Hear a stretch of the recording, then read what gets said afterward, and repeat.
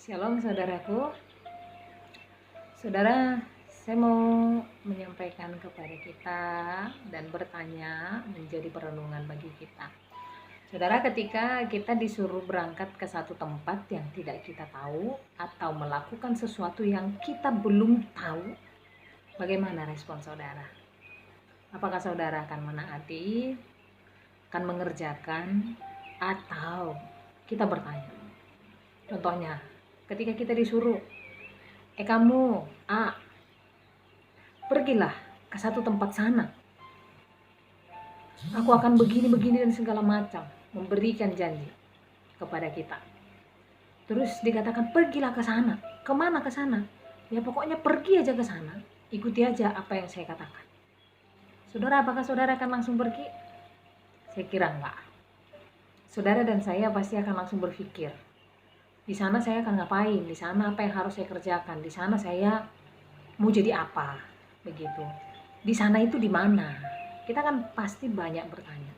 Saudaraku, di dalam firman Tuhan Ibrani 11 ayat 8 berkata, karena iman Abraham taat ketika ia dipanggil untuk berangkat ke negeri yang akan diterimanya menjadi milik pusakanya. Lalu ia berangkat dengan tidak mengetahui tempat yang ia tujui. Saudaraku, di dalam firman Tuhan ini mengingatkan kepada kita sebagai orang percaya, kepada saudara, kepada saya. Di dalam firman Tuhan dikatakan apa? Pergi ke sana, diperintahkan oleh Tuhan. Ke sana itu kemana?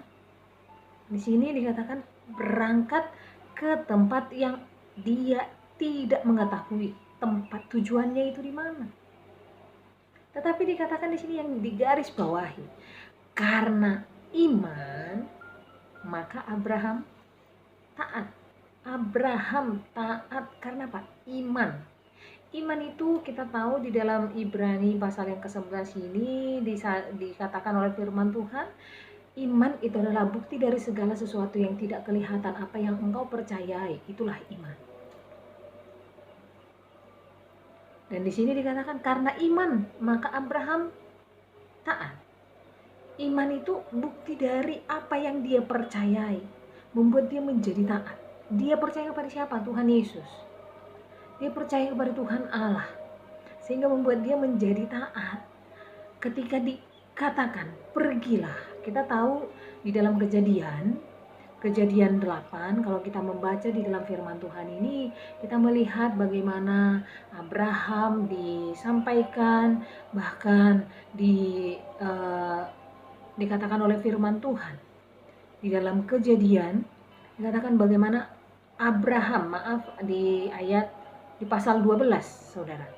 Pasal 12 dikatakan oleh firman Tuhan di sini bagaimana Abraham dipanggil.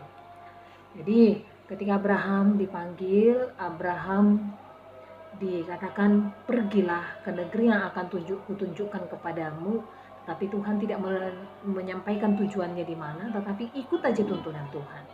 Saudaraku yang terkasih, kita melihat di dalam apa yang dikerjakan oleh Abraham ini menjadi satu hal yang luar biasa, satu hal yang begitu besar.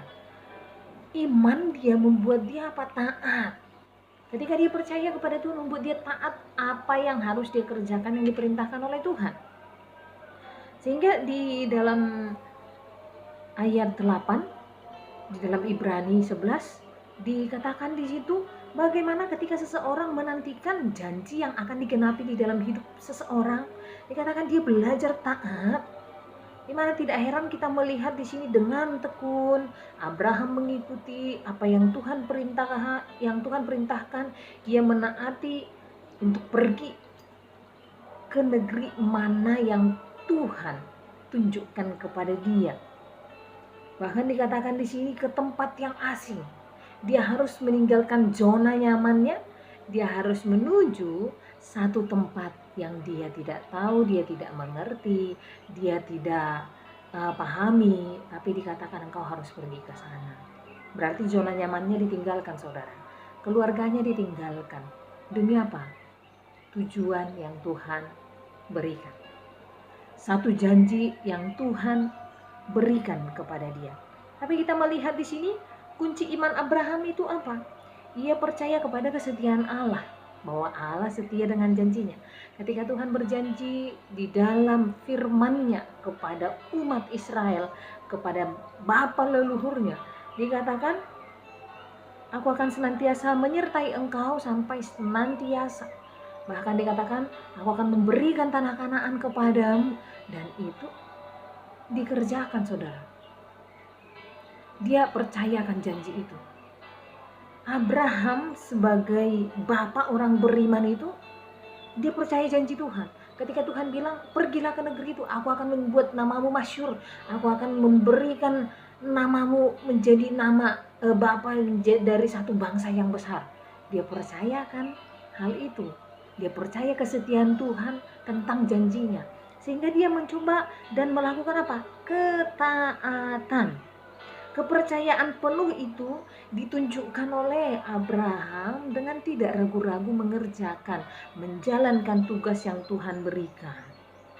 Dengan tidak ragu-ragu dia pergi, dia meninggalkan keluarga atau zona nyamannya. Dia hanya membawa istrinya dan ponakannya, bahkan harta milik yang dia punya itu aja, saudara. Dia membawa itu semua dan dia berjalan dengan tidak mengerti tujuannya kemana, tapi dia lakukan. Saudara dan saya yang tahu tujuan hidup kita apa, disuruh melangkah aja kita susah, benar saudara? Saudaraku, contohnya yang paling real, saudara dan saya disuruh dan diperintahkan oleh Tuhan. Engkau harus menjadi saksiku, aku menyertai engkau senantiasa. Aku akan memberkati engkau, tetapi yang harus engkau lakukan apa? Taat kepada tuntunan Tuhan. Pergi, jadikan semua bangsa murid, menjadi saksi, hidup di dalam kebenaran. Itu yang harus kita lakukan. Berarti tujuan kita udah tahu, menyenangkan hati Tuhan. Tapi yang sering kita lakukan apa, saudara? Saudara dan saya tidak taat.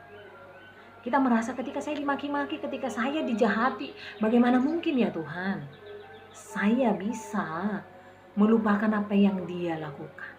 Bagaimana mungkin ya Tuhan saya bisa menjadi pribadi yang kuat, menjadi pribadi yang bisa menerima kesalahan Dia? Saudaraku, firman Tuhan ini mengingatkan kita iman yang Tuhan berikan bagi saudara dan saya. Dari situlah, dari iman itulah yang akan menuntun kita untuk bisa belajar taat dan mau diproses menjadi pribadi yang taat akan perintah Tuhan. Saudara, siapkah engkau meninggalkan zona nyamanmu?